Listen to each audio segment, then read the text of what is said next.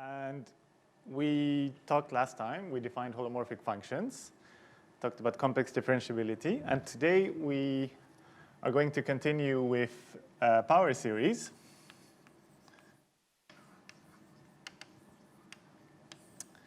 Okay, and the goal, so far we haven't seen very many examples of holomorphic functions, but of course the soul of a holomorphic function, as you know, for those of you especially who have taken complex analysis before, is that they all have a power series expansion locally at a point, and then you even have all this analytic continuation and all of this. So really this characterization in terms of power series is very crucial to complex analysis. So the goal is to show that power series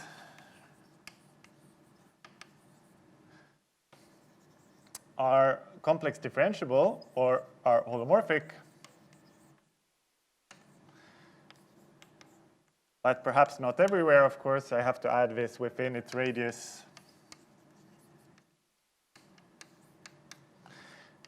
of convergence. This is the goal today, to show this, and then eventually in the course we will show also the converse of this, that if you have a holomorphic function, then it can always be expanded. But for this you need the integrals, of course. You need complex integration. So this is the goal, and a very useful tool for doing this is what we will start with today. So, Weierstrass, so-called M-test. Okay? I'm not sure if all of you remember exactly what this is, but it's a very useful tool. I'm sure some of you remember. So this is a very useful preparation to prove this theorem that you remember we wrote down last time, that if you have a radius of convergence. You remember we defined it as we set R, such that, so let me remind you with some different color. So you remember that we put R to be the supremum of all the small r, such that A0, A1R, A2, R2, etc. is a bounded sequence. Okay, and then we wanted to show that if absolute value is greater than R, then we have divergence. And if the absolute value is less than or equal to R, then we have uniform and absolute convergence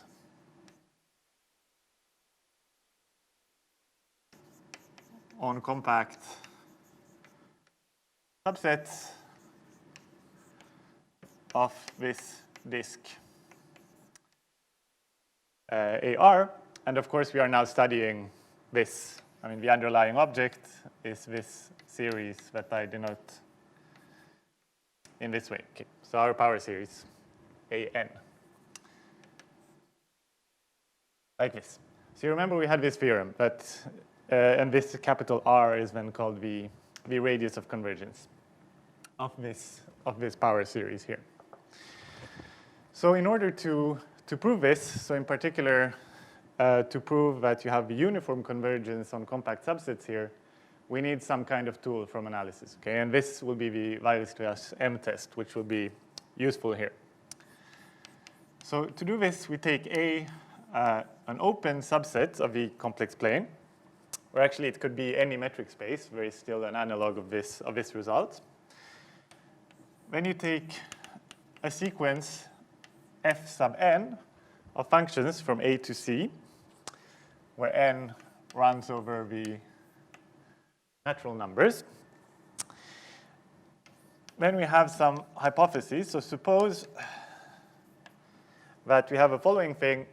So suppose that the absolute value of these functions in each z, suppose that it's bounded above by m times some coefficients an, where m is just some positive number, okay, which is uniform for all n. And this an are also some real numbers, such that, okay, and an, positive numbers, But the point is that when you sum over all the an, then this should converge. Okay?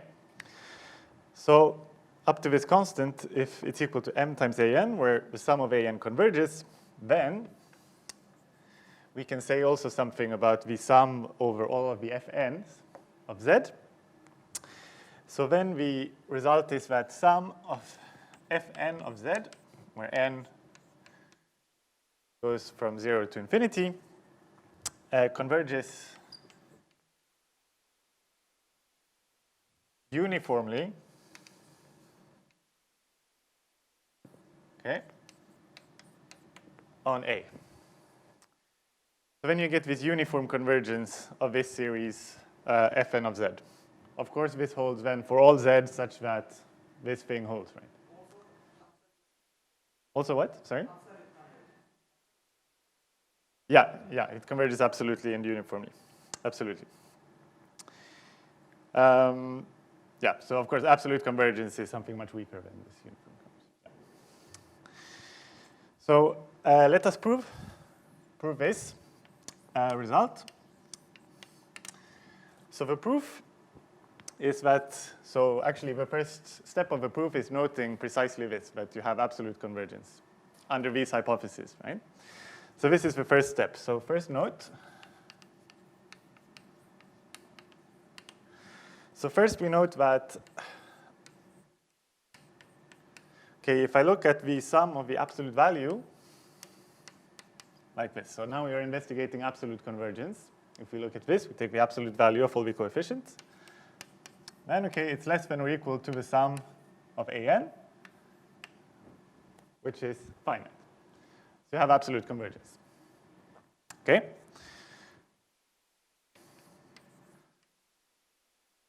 So this converges absolutely.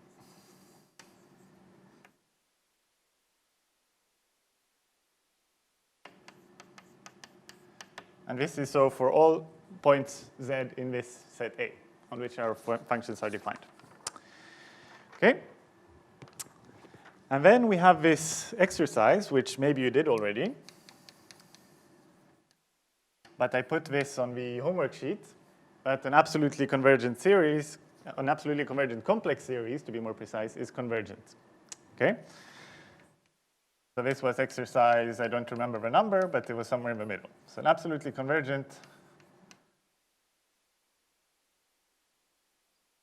complex series is convergent.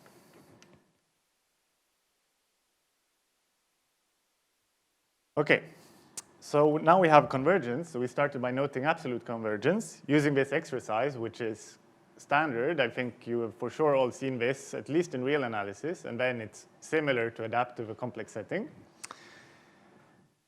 And then using this, we now want to improve our convergence to uniform. Okay, so how do we do this? So thanks to this, so now that we know that it converges, we want to use this piece of information. So if we write down, as you often do, when you study infinite series, you study the partial sums, which I will denote by Sn of z, which is this sum from 0 to n. So I end at capital N of Fn of z. So this one converges to some S of z, okay, for each z. Because we know this, every complex series is convergent. So now we just have to study if this convergence can be uniform or not. Of course, we will try to prove that this is the case. So now, what we do is that we look at the difference Sn of z minus S of z in absolute value. We try to look at what this is. Okay. And first of all, we note, of course, by the definition of convergence, if this converges to this, then, of course, it can be nothing else but actually the infinite sum, right, of this thing. So let us look at this. So this is equal to, so now the sum should start at n plus 1, and it should go up to infinity of Fn of z. Okay, and then this is less than or equal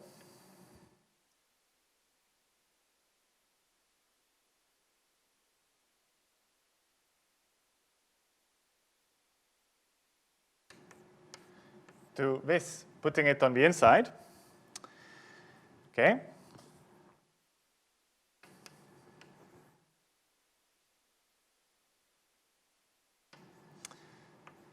And this, in turn, then I use the hypothesis that all of these are bounded by m times an to get this, and this is then finite. Now, why am I allowed to do this?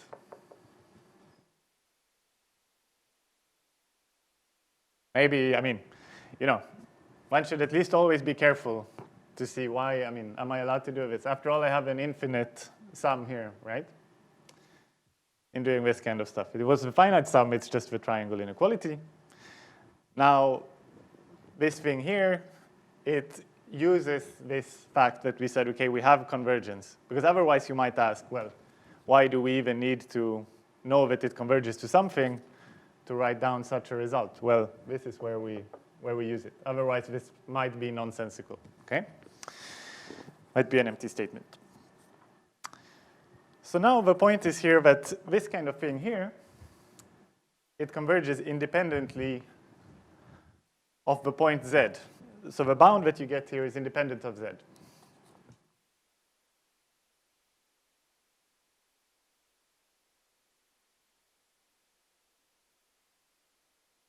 Okay, so it's independent of the choice of this point, z, and this is precisely what will give the uniform convergence. So this means the fact that it's independent of z means that we can just write down the definition of uniform convergence. Okay, so for any epsilon, there exists some n prime such that if n is greater than n prime, then this m of sum of an, where I start at n plus 1, to infinity, this is less than epsilon. Okay, and hence,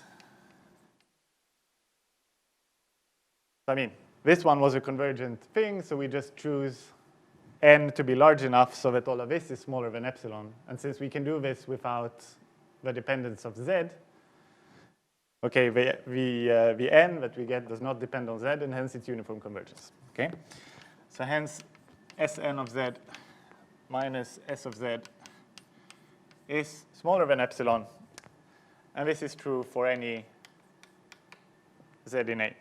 Okay. Definition of uniform convergence. So we have a uniform convergence, as was pointed out by, it's Mirmukhin, your name. Is this correct? Mirmukhin? Okay, so I pronounced it correctly, thank you. So, and we also have the absolute convergence in particular. Okay, so let's see now if we can have some examples.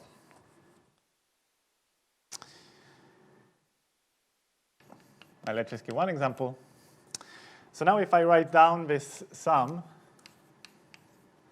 of Zn again. So we know, of course, that it's divergent if the absolute value is larger than 1. But if we want to study it using the M test, then I should put Fn of z to be z to the power n. Okay, and A is this closed disk for some r less than 1. Okay, so we are in the part where it converges. And it's supposed to converge uniformly now on these compact subsets, right? Since r is less than 1. This one is supposed to converge absolutely and uniformly. So then we see that the absolute value of Zn is, of course, less than or equal to Rn. R to the n, and moreover, if I look at the sum of these Rn's, then this converges because R is a fixed number less than 1. Okay? Sorry? It's hard to see even who's speaking with these masks. I apologize. Yeah. Yeah, exactly. It's a geometric series. Thank you. Yeah, I apologize if I cannot always hear. It's not your fault. It's just me. So, okay. Now by the M-test, so the M-test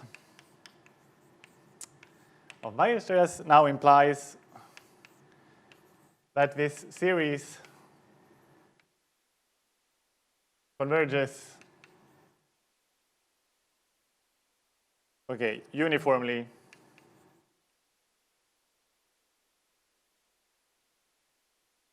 on this disk, which is, of course, an illustration of what I mean by a compact subset of this disk of radius capital R. Okay, so this means the closed disk.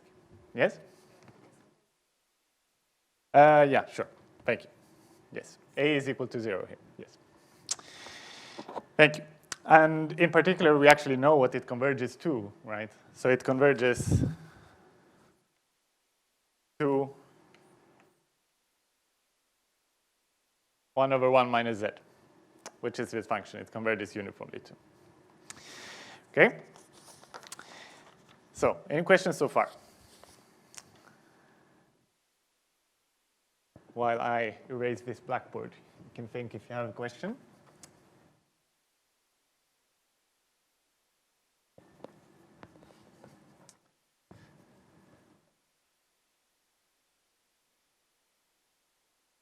Okay, so otherwise we now want to prove our main theorem on power series. Okay, or on the radius of convergence, rather. So let's look at the proof of this that I will call the, so this is just my name. It's not an official name, right? But I call it the radius of convergence theorem. Just for now, just in this course, let's call it radius of convergence theorem. Okay? Is this called Adamar? Okay. Yeah, so honestly, I mean, these names, you know, in the history of mathematics, first of all, every country calls the theorem differently, and sometimes, you know, so yeah, we should take it in a pinch of salt. But this is what you mean by Adamar theorem. This is good to know, because I did not understand exactly which one you were referring to last time. But, you know, it's like when I did my PhD in France, and there every theorem was called Cauchy's theorem. Every possible theorem. Exactly, Cauchy-Adamar. So Cauchy has his name on every theorem, but in Sweden, so I'm Swedish, if you remember, we call them by a completely different name, or we tend to use less often a name. Maybe we just call it radius of convergence theorem. We forget about, you know, these things. So yeah, so if I don't always understand, you know, you say Adamar theorem, and you say, okay, why doesn't he understand what I'm talking about? You know, it can be because of such things. So, okay, so maybe this is called Adamar theorem. Okay, if you so wish. So, anyway, number one. So the first easy part is that if we, so R was this thing that I wrote down here, right? So yeah, I guess I should write it down again.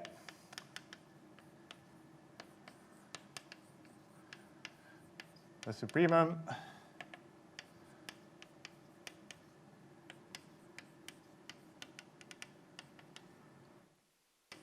such that this is a bounded sequence. Okay, so if you now are outside of this disk, so you look at this disk, of course, where centered at A, and the radius is exactly R, and now we imagine that Z is outside of this disk. So then what happens? So we want to show that we don't have convergence. Well, this is really easy, right? Because it's not even a bounded sequence in our summons. So, you know, if even the sequence of the terms become arbitrarily large, of course, it will not converge when you sum them all together. So this is, so by definition, these terms an z minus a to the n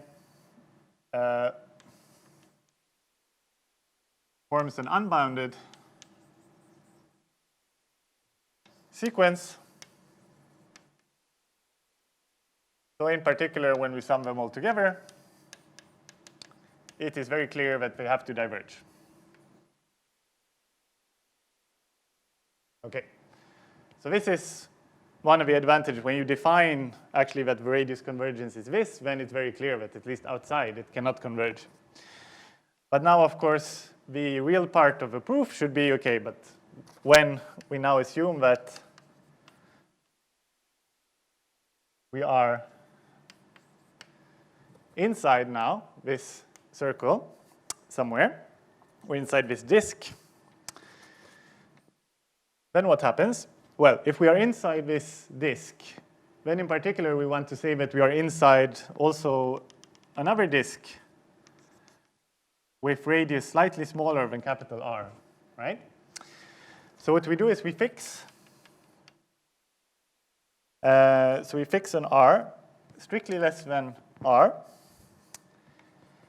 And actually, we even have to fix three things. So we have the capital R, and then we have the smaller r, and then we want to take another radius, which I will call rho, which is in between even those two, right?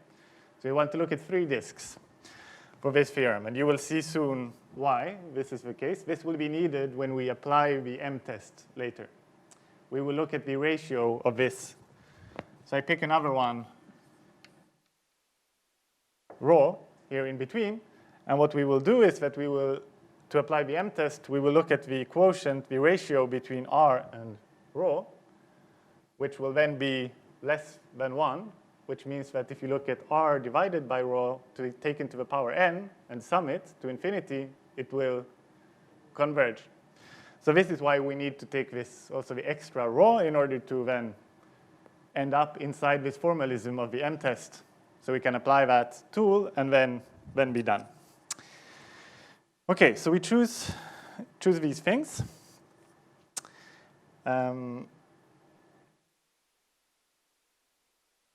Okay, so then, in particular, if I look at this sequence Rn, and I take rho, so the middle one, so it's strictly less than R, so in particular, it has to be a bounded sequence. So it's a bounded sequence.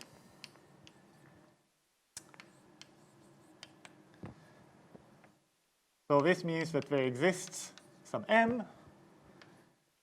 such that, and let's continue here, such that an rho n is less than or equal to m in absolute value, and this is true for all n in n. Okay? So far, is it clear? Yes. Yeah, so exactly. So this is always a question. So first of all, here I would say it doesn't matter. So in English, 0 is not a natural number. So if we are speaking English and international Anglo-Saxon terminology, then 0 is not a natural number. If we are speaking French, then 0 is a natural number. So this is really convention, and it doesn't matter. Sorry? Yeah, of course. No, but it really, because there is no good answer. It's just like it's almost like it's one a prime or is one not a prime.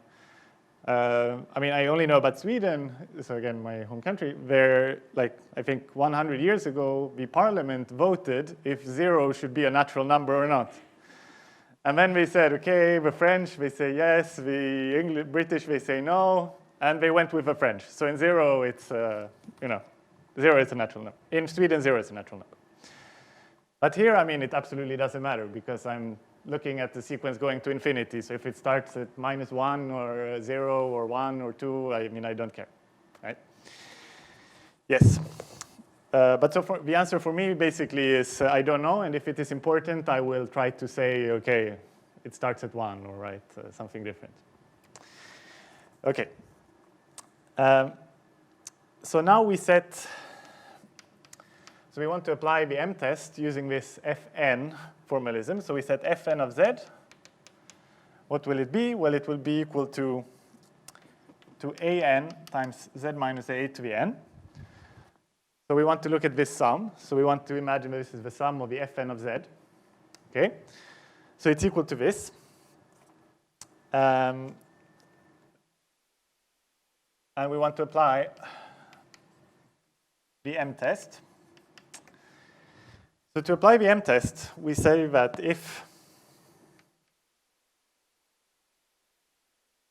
you see now that we mix a bit, I mean, we are using all of these three letters that we used. We use the capital R, the small r, and the rho. So now if absolute value of z minus a is less than r, which is the smallest one of the three, then let's see. So now I will need more space, but I probably want to keep. No, I already erased the statement of the m-test, actually. So I can just continue here.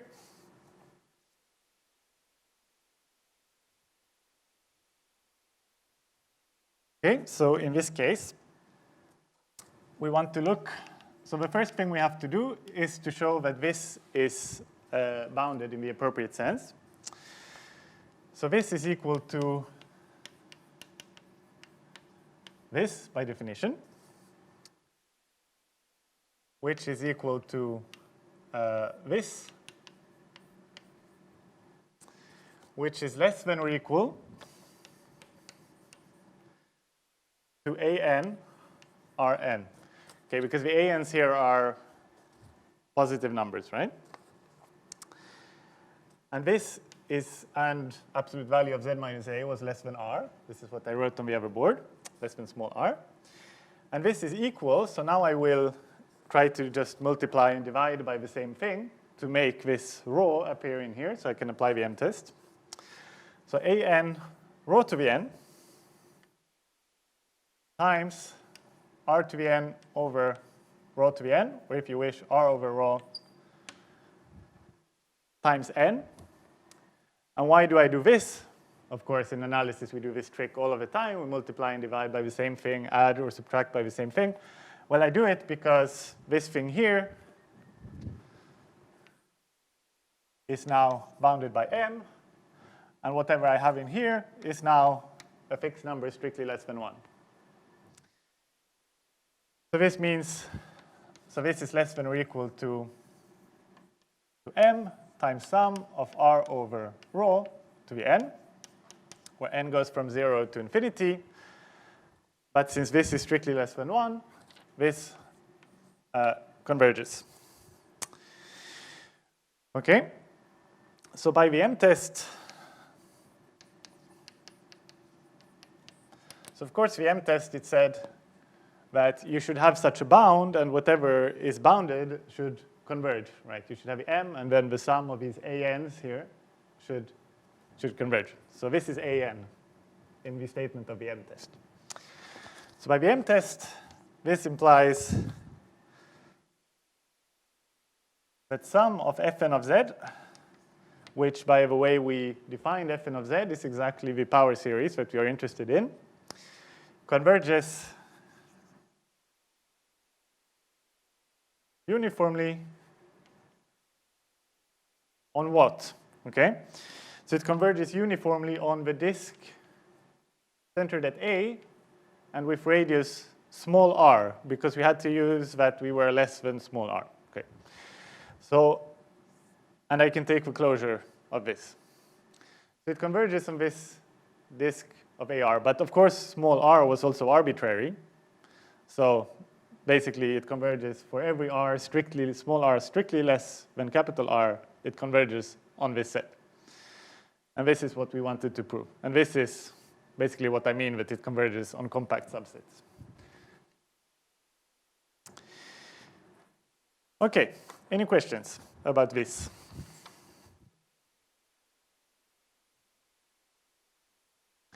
Maybe from the people at home.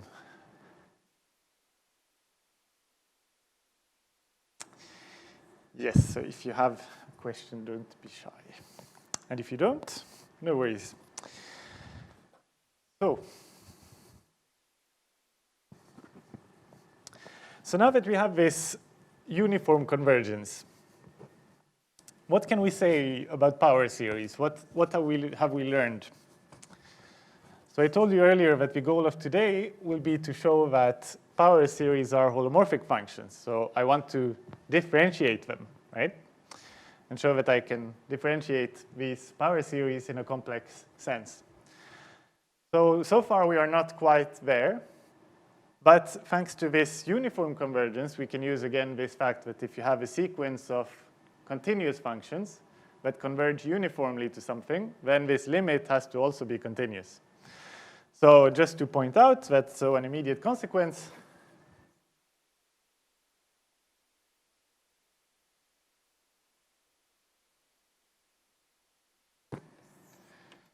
is that if you look at the partial sums, so if you look at this Sn of z, where the sum goes up to capital N,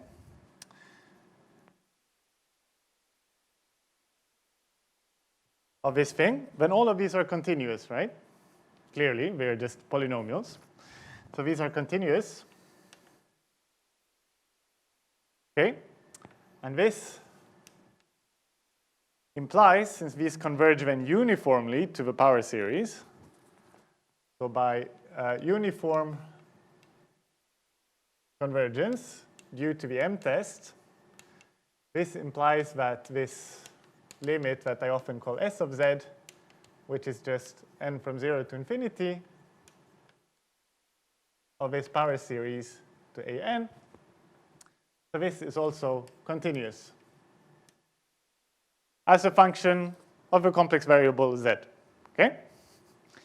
So at least this is something already not completely trivial. And of course, all of this holds within the radius of convergence, right?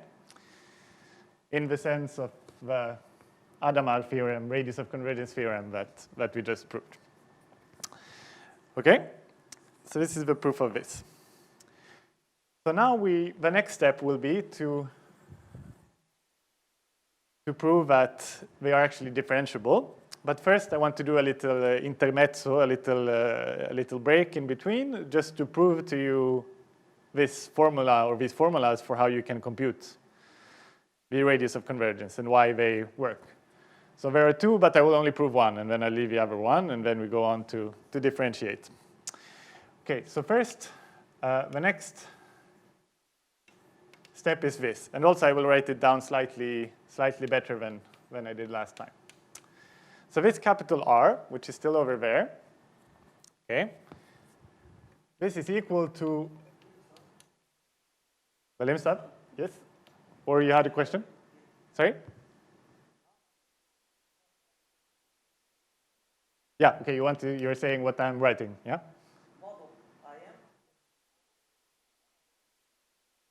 Yeah, exactly. Very good, thank you. So it's equal to the lim sup, this is an absolute value, just so it's clear.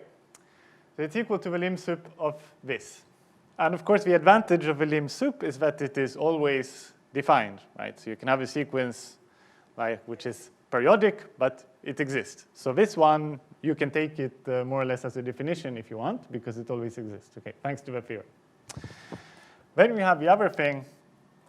Okay, and also I should say here,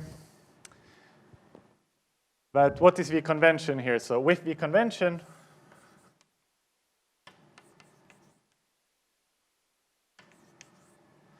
that what happens if I take 1 over 0, then this should be infinity. And if I take 1 over infinity, then it should be interpreted as 0. So just to cover these slight subtleties. And then the second one is that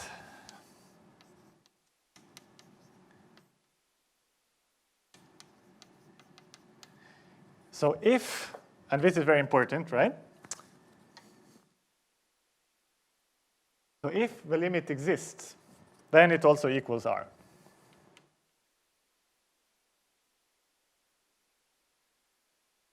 Then it equals R.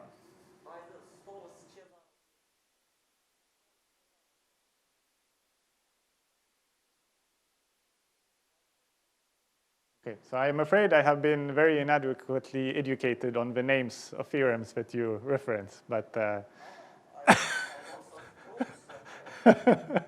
yeah, okay, yeah, so it's not clear to me what you're referring to, this theorem, unfortunately. So say again. Stokes?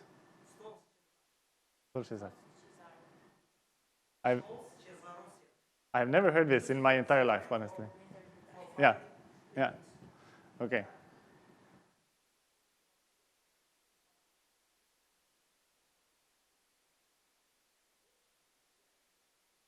Mm-hmm.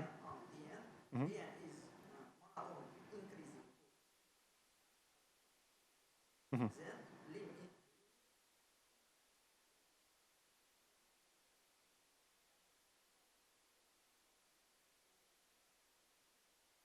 Mm-hmm.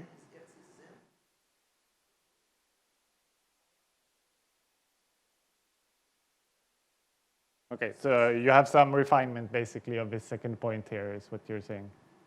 Yeah. Yeah. Yeah. Okay. Yes, very good. I don't know this theorem, unfortunately. Yeah. Yeah.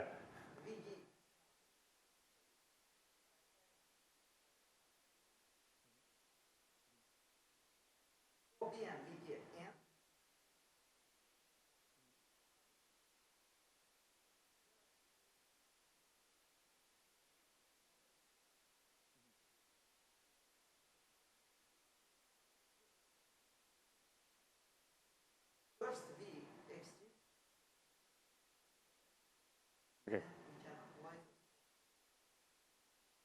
Okay, I mean, so I believe you, of course, so because, I mean, the reason I for sure believe you is that this is not supposed to be some kind of state-of-the-art, you know, analysis, super mega modern tool. I mean, this is a basic way of doing it. So yeah, for sure, you have many ways to do this. And if you know these things, it's very good. If you don't, you can ask Murmukshi to teach you, or we can discuss it after the course, or you can consider that you won't maybe need it for this course. But of course, it's useful in general in life, especially if you want to do analysis.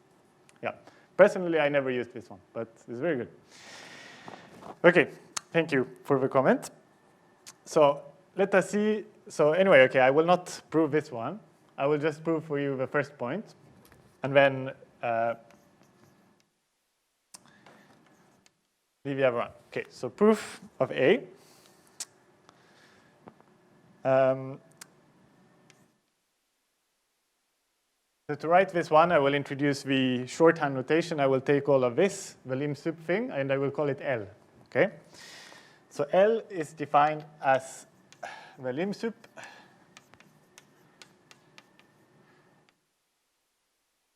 on that side. And then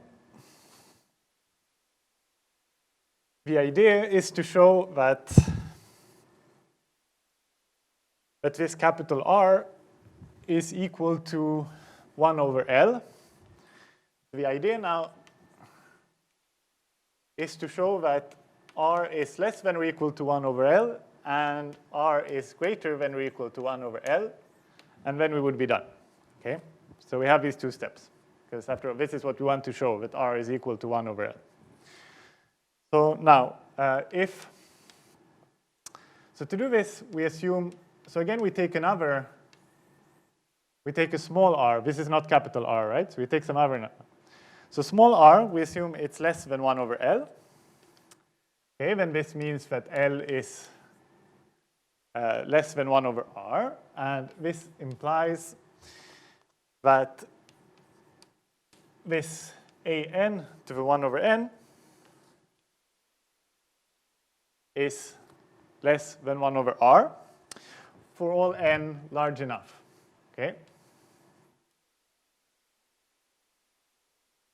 So of course, I don't want to start inserting epsilons and deltas and n's and all these things to denote what is large enough. Okay, you understand what it means, large enough.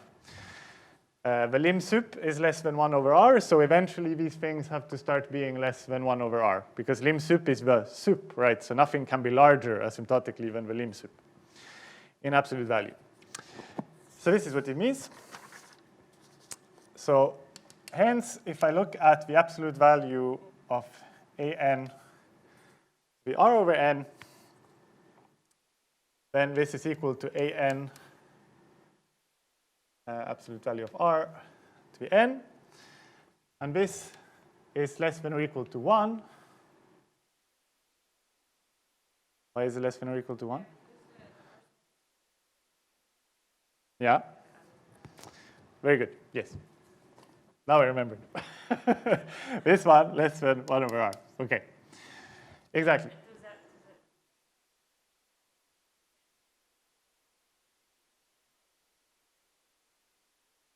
Yeah. It's 1 over r to the n. So this is less than or equal to 1. Strictly less than 1. Sorry. So this is strictly less than 1 for all such n. So of course it's not for all n, but for all n large enough, okay?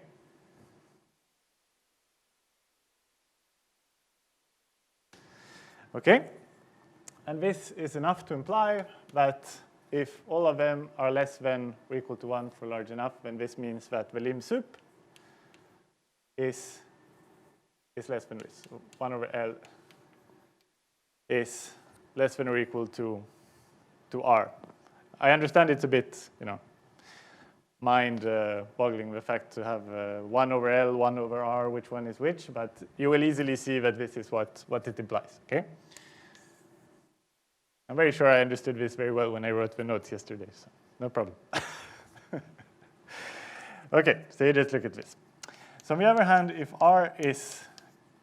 a small r is larger than 1 over L, then again, so then you want to do this kind of trick again. Then you want to pick an intermediate number, which we call rho again. You pick rho in between small r and 1 over L. And you do it such that, so what you get is that this is greater than 1 over rho. And hence, what we get is that an r to the n, and we do the same trick where we multiply and divide by rho to get this thing here. And so we knew that, so if I take this to the power n, so this is 1 over rho to the n. So what we get here is that this thing, so what is this thing? It's greater than 1, maybe? Does this look correct for you who can see the board from a bit more distance? So this thing here is greater than 1.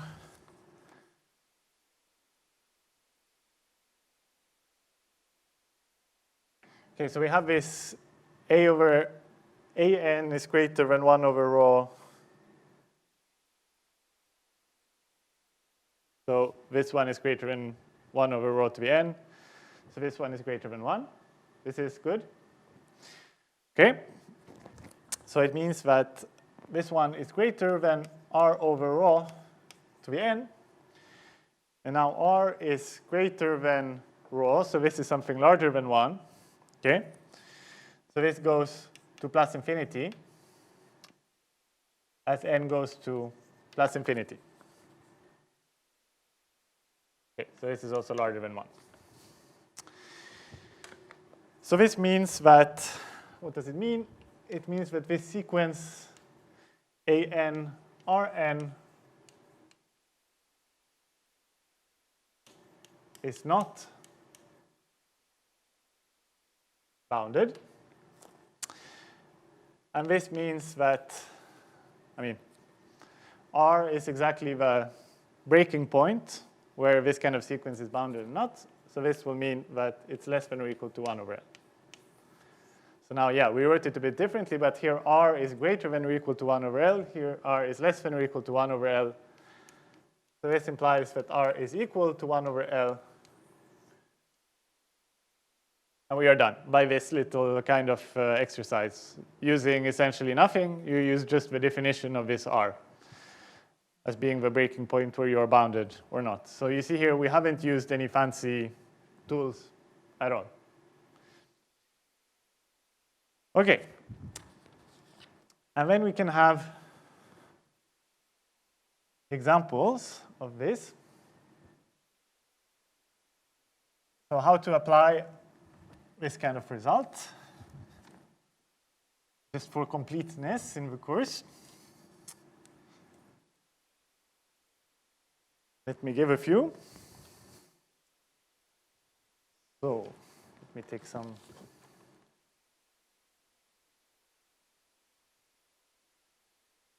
color.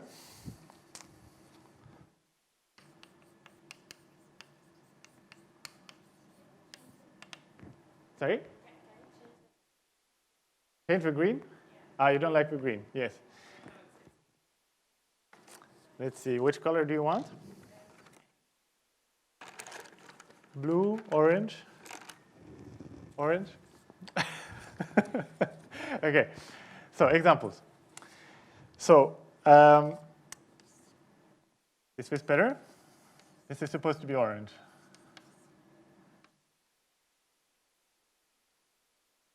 Okay? Okay, so the first one is the geometric series, of course. So the geometric series is this. Okay, so Cn z to the n. And then what you get for the r, maybe 2 seconds. It's 1 over absolute value of c. Sorry? Ah, sorry. It's a habit to put it down, but yes, a n is c to the power n, sorry. Yes, and c is just some given number, okay? Could be a complex number. So this is c to the n. Then you have the exponential series, and I mean this you easily check, of course, with this theorem.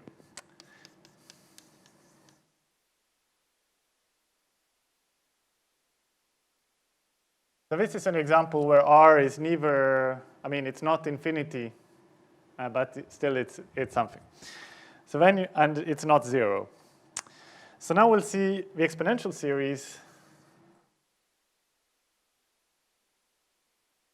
is this one, Zn to the n factorial. So this is the definition of e to the z. And what is the radius of convergence here? It is infinity. Because this n factorial, of course, goes very fast to, I mean, it becomes very large very fast. So you can see this, of course, that an over an plus 1.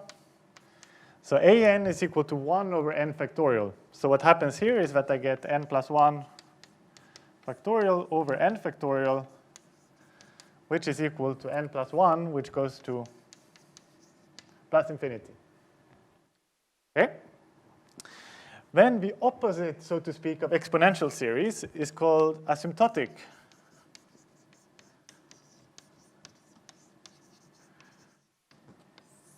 series. And so this, that I call the opposite, is simply the following. When instead of dividing by n factorial, I multiply by n factorial. Sorry? And here r is equal to 0, exactly. Because when you do the same thing here, these will be switched. And then it will be 1 over n plus 1, which will go to 0. So the limit still exists. And by this test, the radius of convergence must be equal to this. Now, let me do one last example. So one remark, which I find particularly interesting. So you don't always have to use these kinds of tests. So sometimes, maybe you have a holomorphic function. I mean, maybe I ask you, here is a holomorphic function. Now tell me the radius of convergence of its power series expansion around a given point. Okay, so let us assume that f of z, so let's look at the power series expansion of f of z is equal to 1 over z around some point. So let's take a random point in the complex plane, which is not 0. Let's take 1 plus I, maybe. So what about its radius of convergence?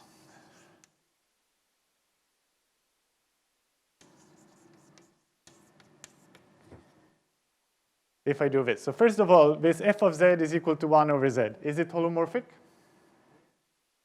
Everywhere? At 0, it is not holomorphic. And outside of 0, is it holomorphic everywhere? Yes.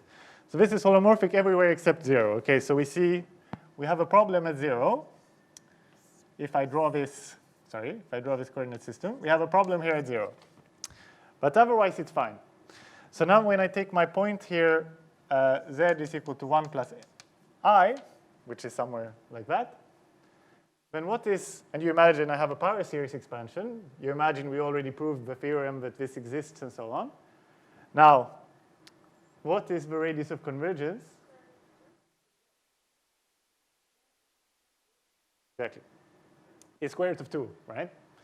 Square root of 2 because it's equal to exactly this distance here. So this is the largest disk that I can fit in here before I hit the problematic point, right?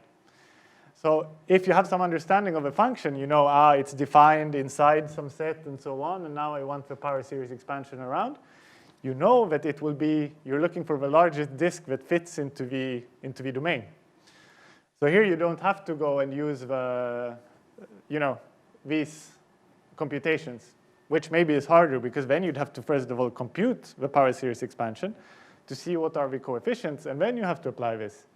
Now you can do it completely for free without even computing all these derivatives that you need to compute to get the coefficients of the power series expansion.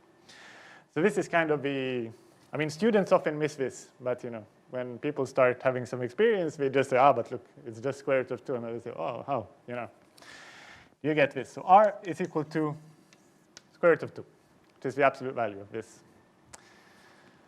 1 plus I. Okay, so these were the examples that I wanted to go through there.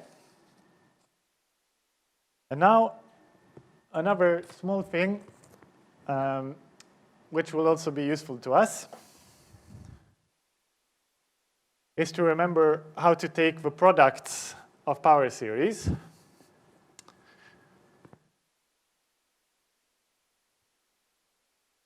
So this is also very, very small chapter, almost a remark here.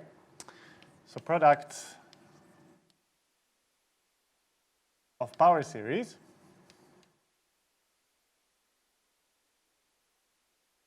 So now you have to imagine that you have, so first actually I can write it not necessarily in the notation of power series, but just as series in general. So let me just write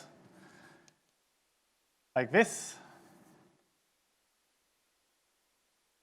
So capital U is the sum of UN. Capital V is the sum of Vn, okay? All from 0 to infinity. And then the sort of, I'm just giving you facts. I'm not proving anything about this. I just want to recall or show you that this exists. So if they converge absolutely,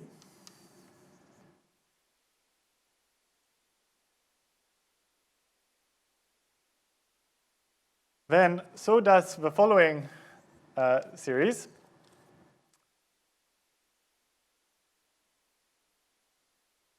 So W defined like this, where I will tell you what are the Wn's, where Wn is defined as the sum from k equals 0 to n of uk times Vn minus k. Okay, and what is this? Well, it's what you get when you multiply these. When you take the product of these two series, you will get all these kind of terms, right? So this W here is the product of U and V, if you wish. Except that here, of course, the series are infinite, so we have to say something. We have to say if they converge absolutely, then you have this kind of thing.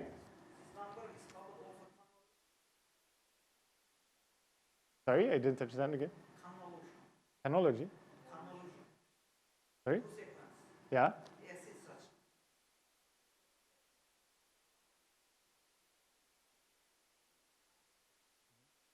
I don't understand. Sorry, actually. No. Did you understand?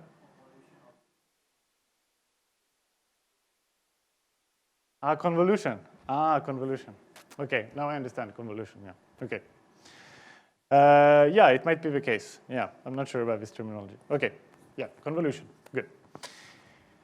Understood. So for power series,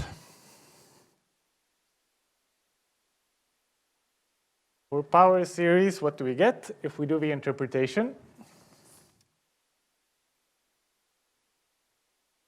So for power series,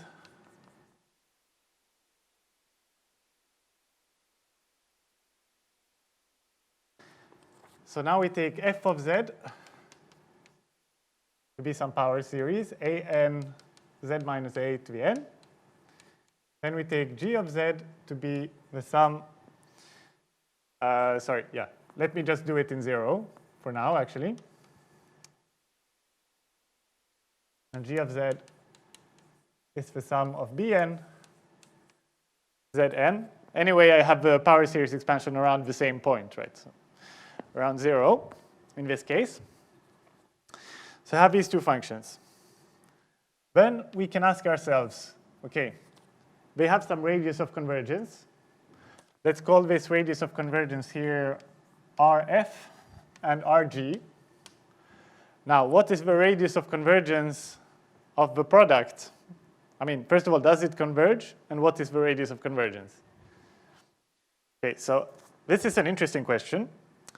The only thing I will say here is that the radius of convergence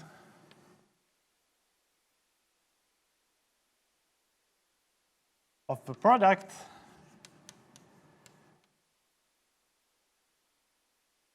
Fg, so let me denote it by Rfg. And what you can say about this is that, so you want the radius of convergence to be large, right? If the radius of convergence is large, then it's good. So you can say that it's larger than or equal to the minimum of the radius of convergence for the two series. Okay, so this can be a small exercise, maybe for you to think about. But it means anyway that if you had take the product of two power series that are defined, let's say, within the unit disk or something like that, then also the product is defined at least in the unit disk. Maybe it's defined in a larger disk. Okay? So this will be useful. Now, when we have all this preparation, we can finally show the main goal here for today, which is that power series are holomorphic.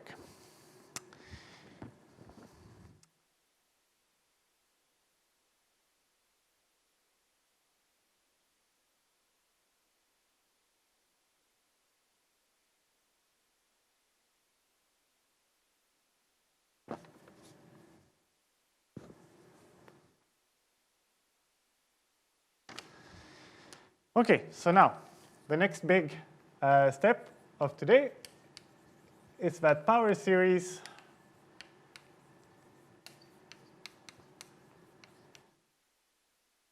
are holomorphic. So we can differentiate a power series. This is now the point. So question, how do we, of course, rigorously differentiate a power series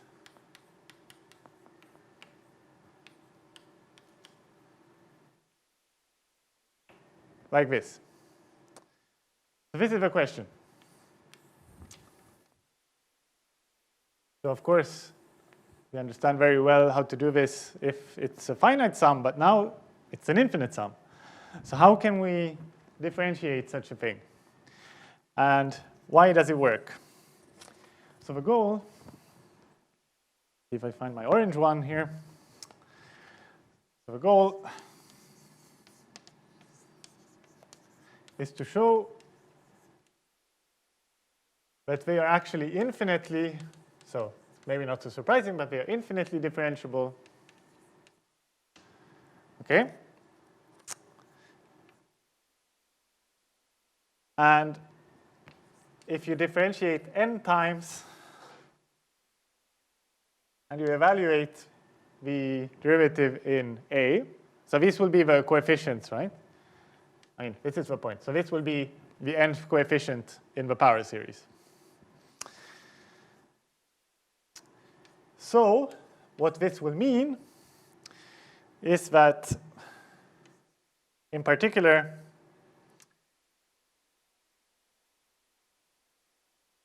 this power series here is holomorphic in the disk centered at A with radius r. So this is the goal. All right.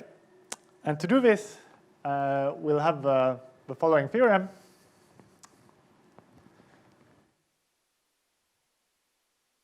Which states exactly what we can do here.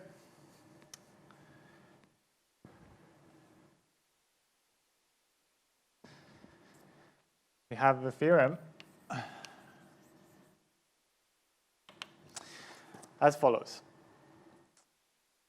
So, do you have a name for this theorem? Maybe power series are holomorphic. So let f of z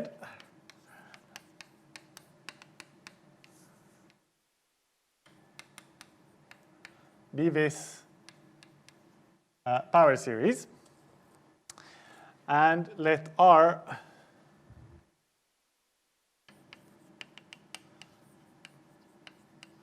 be the radius of convergence. So I defined it differently, and then I showed the theorem that it's equal to this thing. But I might as well use this now as a shorthand for the definition. So this is the radius of convergence. Then we have the following. I will give several statements here. So first thing is that f is holomorphic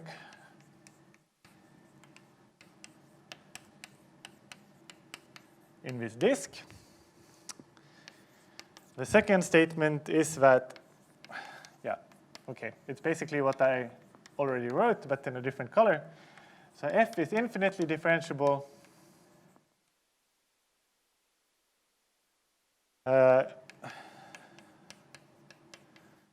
in this disk. Okay, but here's one piece of new information. So what should be the derivative? Of course, there is one natural guess, but then the interesting thing will be how do you actually prove it? So what should we guess that the derivative should be? Yeah, so I think what you said was this. And here, of course, slight tricky. Should remember that the sum starts at 1, if we write it like that. It's just a skill about trying to write the sums. Okay, and then the third thing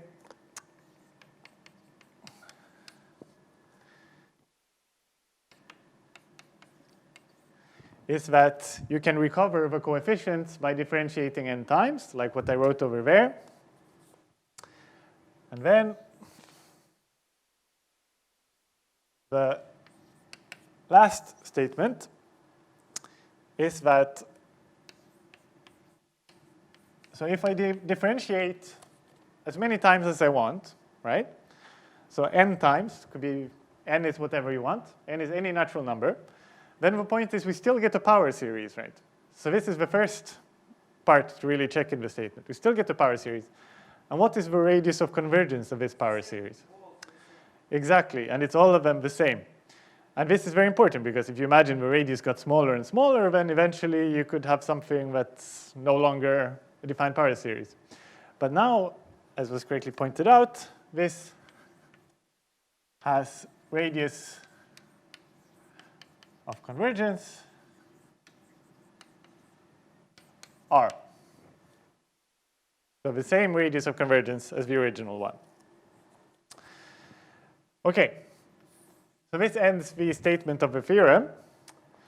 Now, let me give a remark.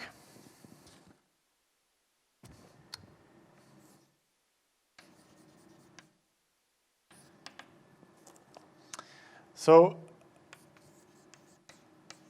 the coefficients, as you can see by this theorem here, the coefficients an are equal to this. So the coefficients an are uniquely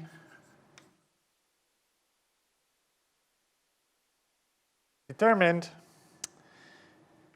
by f.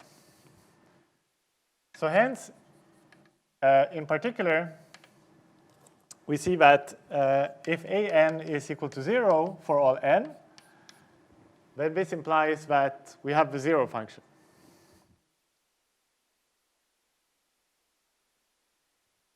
It's identically 0 in this disk. Okay?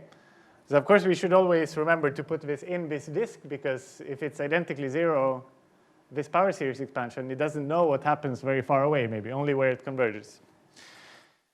Okay, and the point is that this is actually in contrast with the situation in real variables. So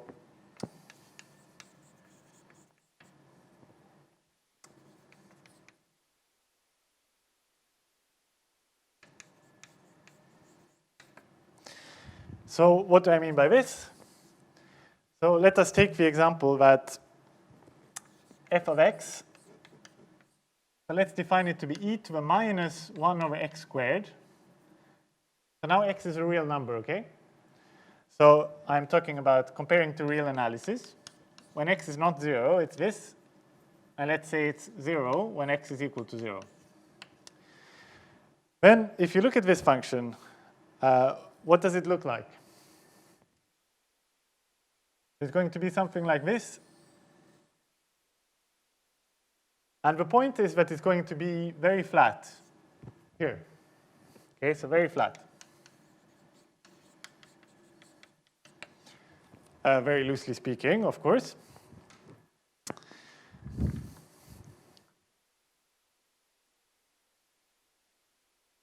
On the other hand, it's a real valued smooth function. Okay, so it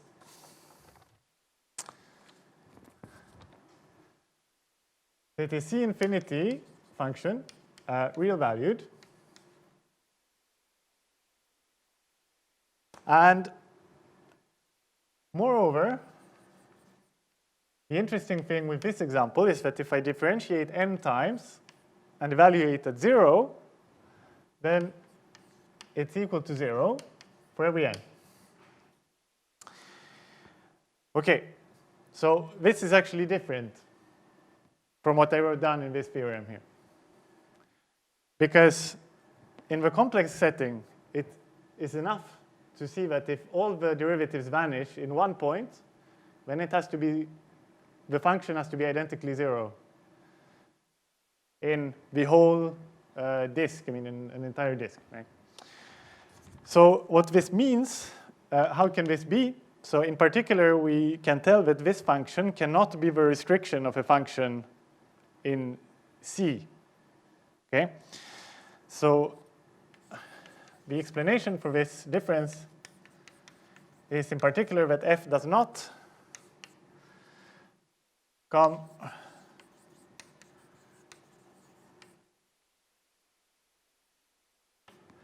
from the restriction of a continuous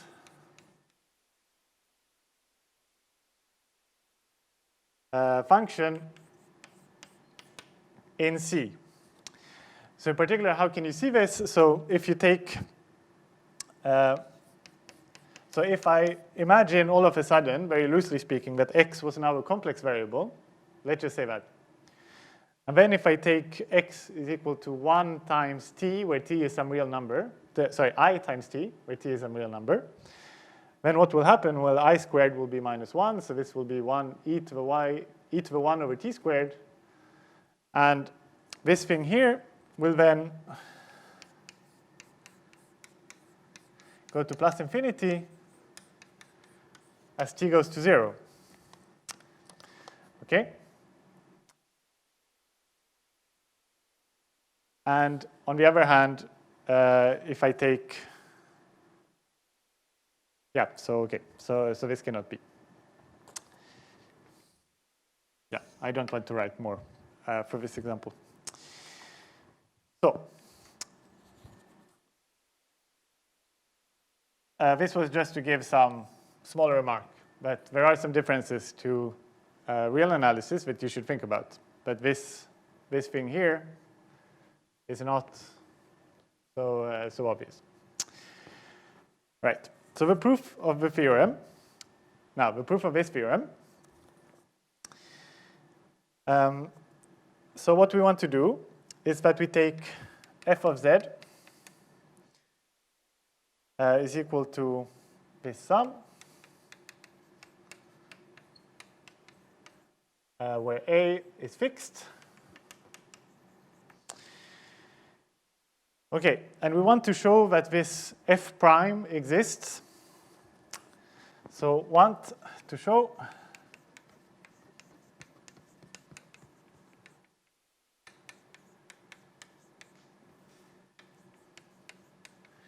first that it exists and equals this sum.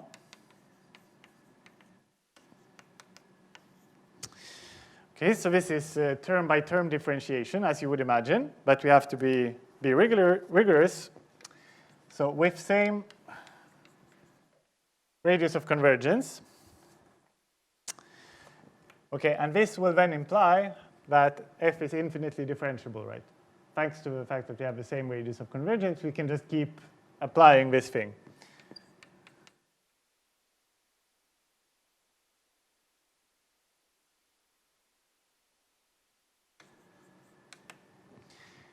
Okay, so this is the strategy. So the first part will be to check what is the radius of convergence of this series that's supposed to be the derivative. So we don't know yet that it equals the derivative, right? But first we just have to show that this is our candidate, and we have to see, so radius of convergence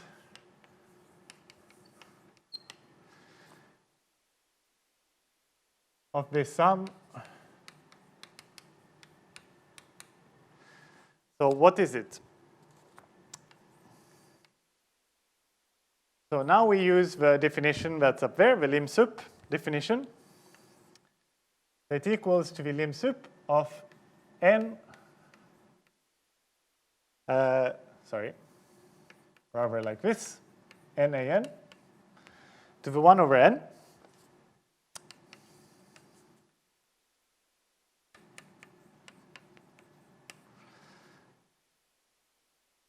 And now what happens to this n to the 1 over n when n is large?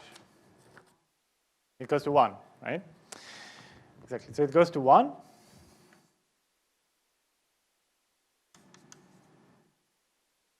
As n goes to infinity. And this means that when we look at the lim sup, actually we can sort of ignore this part. I mean, the lim sup will be equal to, we can ignore it in the sense that this equality holds, right? So you have this, and this is nothing but equal to r, the radius of convergence of our original series. So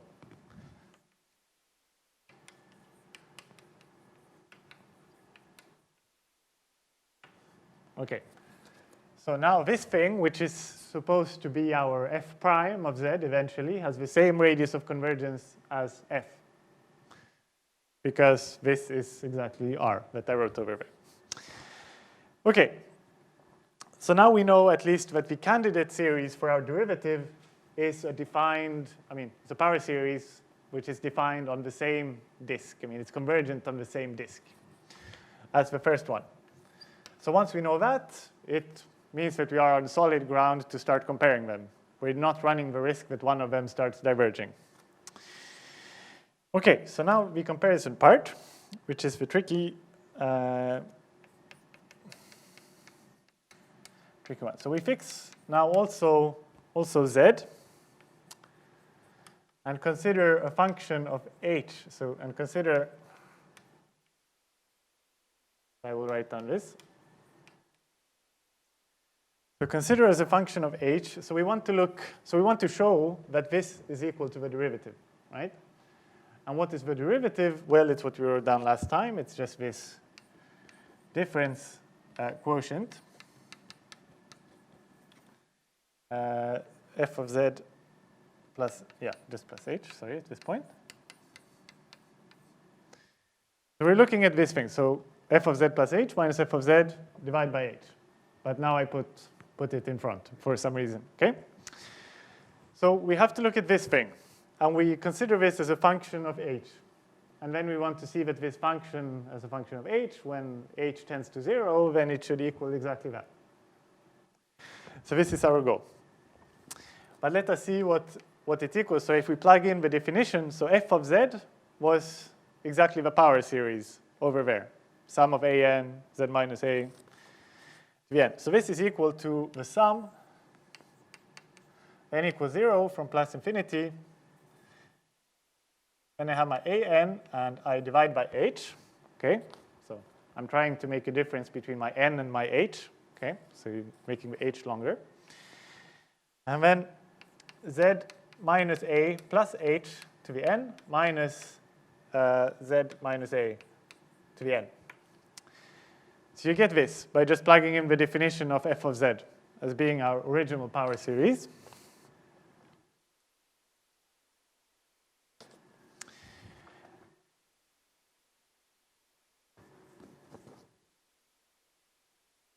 And now, eventually, we will want to apply again this very useful m-test of Weierstrass. So in order to do this, we will call this thing here. So let us call this, sorry. I want to look at the partial sums, of course. The partial sums.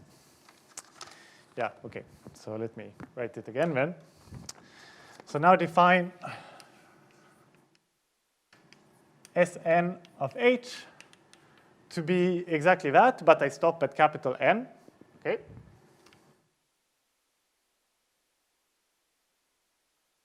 Stop at capital N. So that's the whole point. An divided by h. But I wanted to write, sorry, this.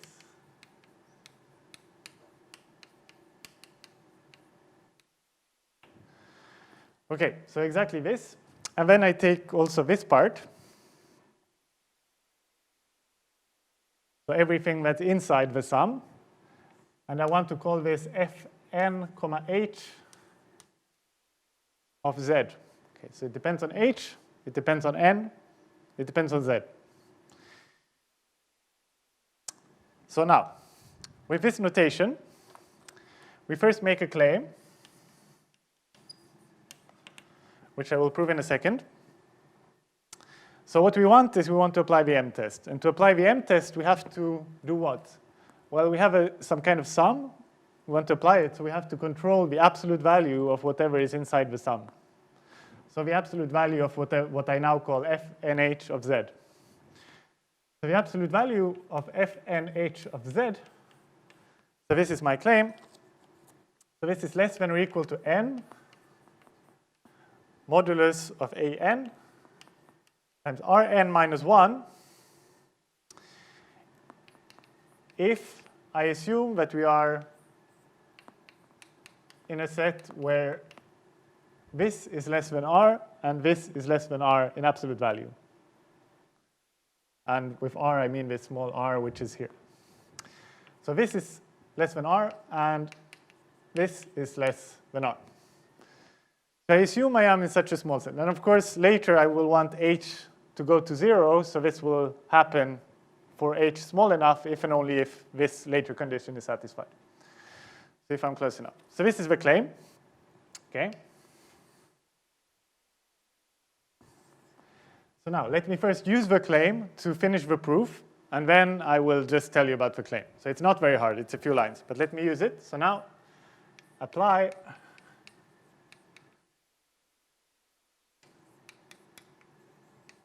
the m-test. So by the m-test, we now know that Sn Yeah, sorry. So with this claim, I also wanted to say one more thing.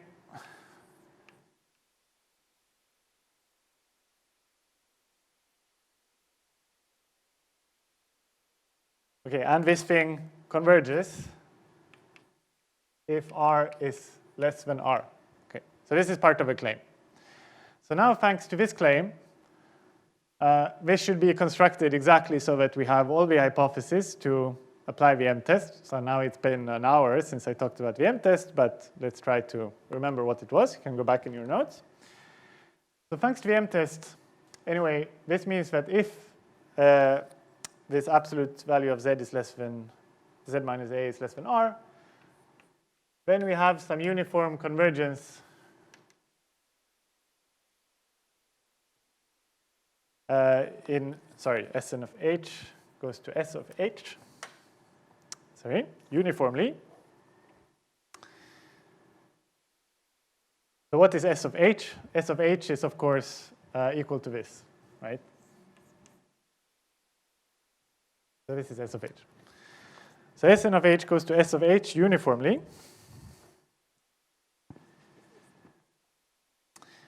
And since, moreover, Sn of h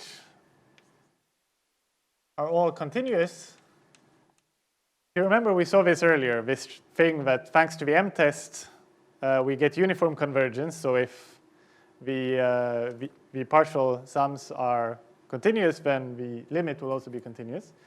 So since we are continuous, so is S of h. So S of h is this derivative quotient again, right? We want to take the limit as h goes to 0 of S of h. Now, thanks to the m-test, we know that S of h is continuous. Okay, and we know that these partial sums Sn of h, which comes from this, converge to that. Okay, so in particular, what we get is that Sn of 0, so by continuity, it's equal to limit as h goes to 0 of Sn of h, right? Of Sn of h. So of S of h, but Sn of h is converging to this. So it's equal to this. And then I can interchange limit and sum. So I get that this is equal to, let's see what I have written here.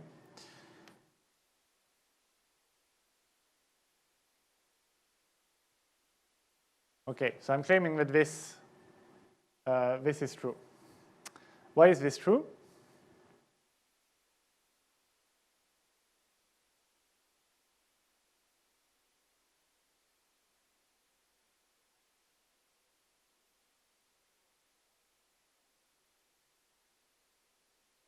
Exactly. Exactly. So what I'm doing is I have this finite sum here. So I have this finite sum Sn of h, which is equal to this. But you see, this is an times this thing divided by h. So this is exactly what, when you go to the limit as h goes to 0, this is the derivative of whatever this thing is here. So this, you see, this thing here will tend to the derivative of an z minus a to the n, you see, as h goes to 0. So this is the thing that I use. So I say that this is the limit as h goes to 0 of this sum, but since it's finite, I exchange the limit and the sum. So I say that it's the sum of the limit of these things as h goes to 0, but the limit as h goes to 0 is precisely the derivative just by definition of this. So it's equal to n an z minus a to the n minus 1. So this is the nice step of this proof. Okay, and so this implies, to summarize, that on the one hand, S of h, so So what does it equal? So on the one hand, S of h, I said that it was equal to f of z plus h minus f of z divided by h. Okay? And this is true if h is non-zero.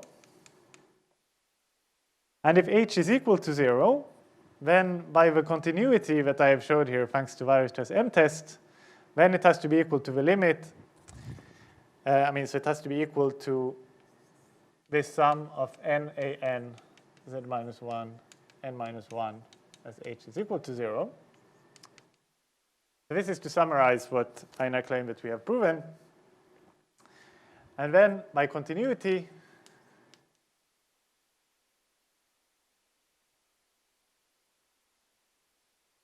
we get, well, maybe I'll need a tiny bit more space, so let me finish it. Let me finish it over here, maybe.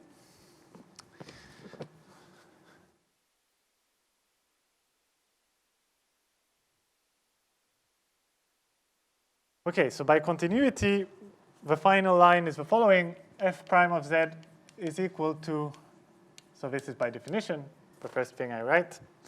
It's equal to the limit of f of z plus h minus f of z divided by h,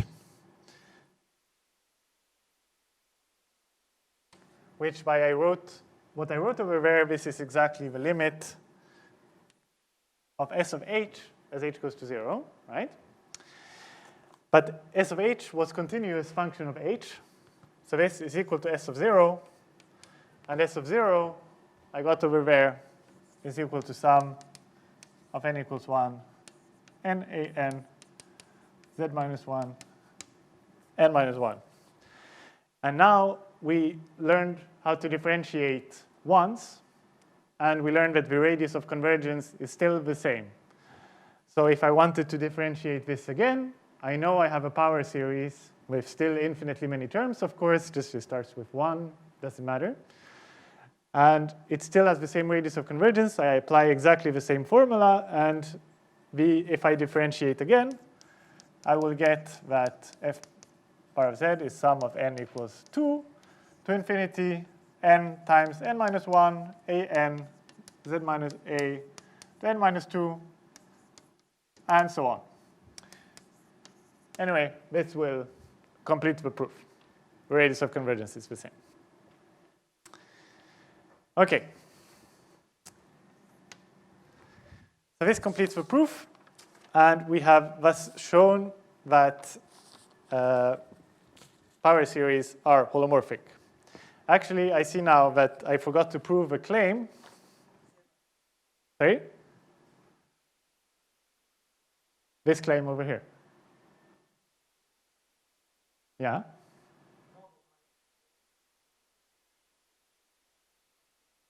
Yeah.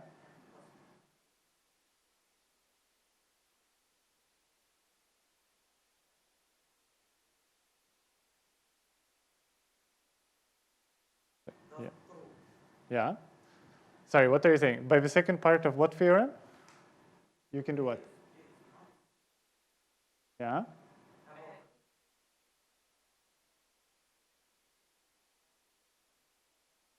Yeah.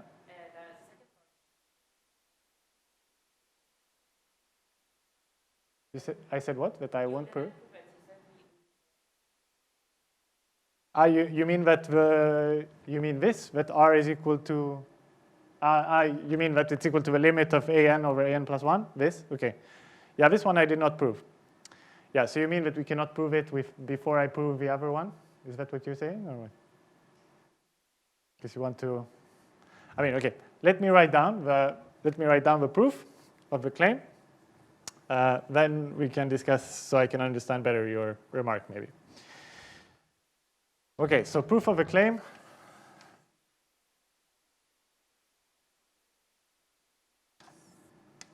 So the claim, which is over there on the other board. So what we want to show is that is the following: that the absolute value of an over h times z minus a plus h to the n minus z minus a to the n is less than or equal to n an Rn minus 1. So this is what we want to show. And the proof, so I guess I apologize slightly for the notation here, but because I'm kind of using Z twice, I'm using maybe a capital Z, if you so wish. So let's just look at this expression, and all I want to do is to call this something, and I want to call this something else. Okay, just look at it abstractly. And W will be Z minus A. So then H is equal to Z minus W. Then, actually, all that is written here is the following. So then we should note that Z to the N minus W to the N, so this Z and that W, divided by Z minus W. So this is more like of a hint of how you use it.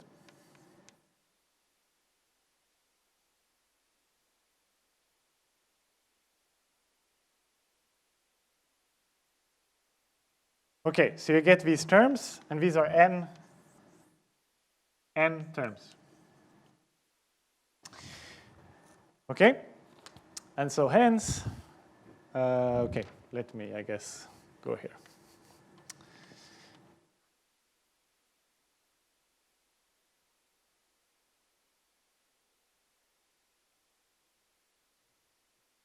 So hence,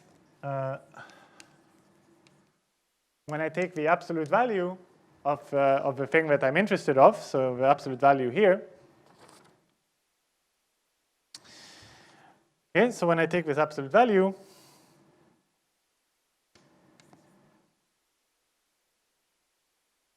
then it's less than or equal to this.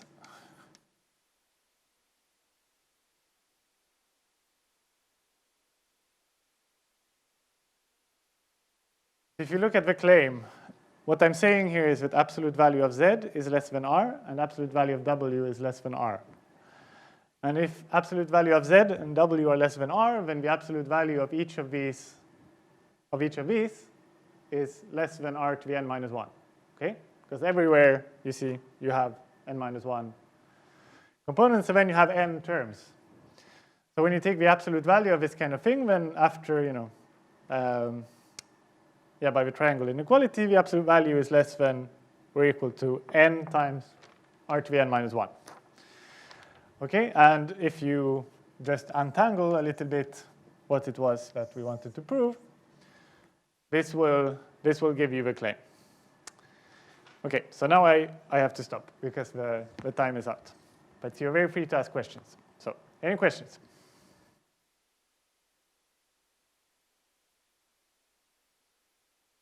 Hello.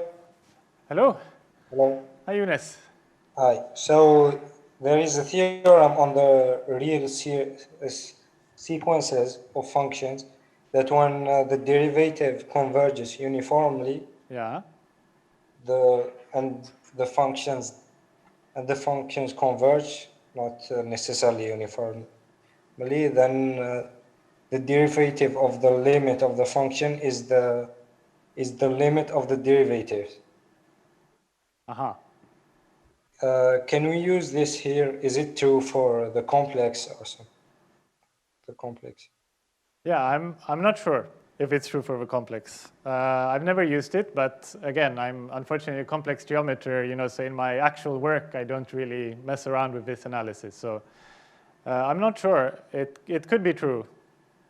Many of the things of the rules for differentiation and such things, they work the same for real and complex analysis.